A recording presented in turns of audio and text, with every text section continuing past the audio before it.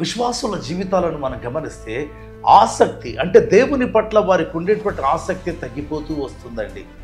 అది ఎందుకు? చాలామంది విశ్వాసుల జీవితాల్లో అలాగే జరుగుతుంది.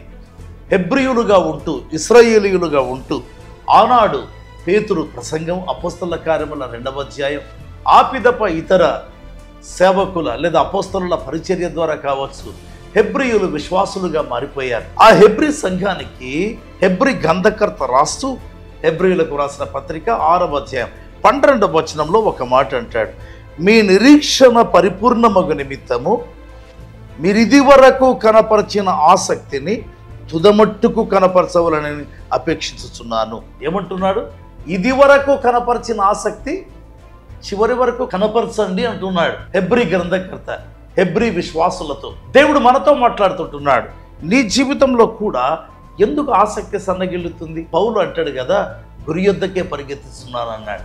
అయితే మన గురి ఈనాడు ప్రభు కాదు, సంఘ వ్యాప్తి కాదు, సువార్త కాదు. మనము, మన ఉద్యోగాలు, మన భవిష్యత్తు, మన వ్యాపారములు, మన గురి దీని వైపుకు తిరుగుతూ దేవుని పట్ల ఆసక్తి తగ్గుతుంది. గురి యొద్దకే పరిగెత్తుదామా? చివరి వరకు ఆసక్తిని కొనసాగిద్దామా? నిరీక్షణ తుదమట్టుకు పట్టుకుందామా?